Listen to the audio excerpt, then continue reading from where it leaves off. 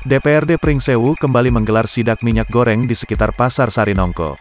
Adapun sidaknya dipimpin oleh Ketua Komisi 2 DPRD Pringsewu Maulana M. Lahudin, Ketua Komisi 4 Suryo Cahyono dan Sekretaris Komisi 2 Anton Subagio, serta sejumlah personel Pol PP Pringsewu mendatangi pasar tradisional untuk sekadar mengecek keberadaan minyak curah dan minyak goreng kemasan yang mulai sulit dijumpai.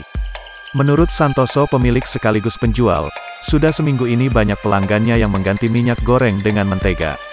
Minyak curah juga sudah tidak tersedia sejak 2 bulan lalu.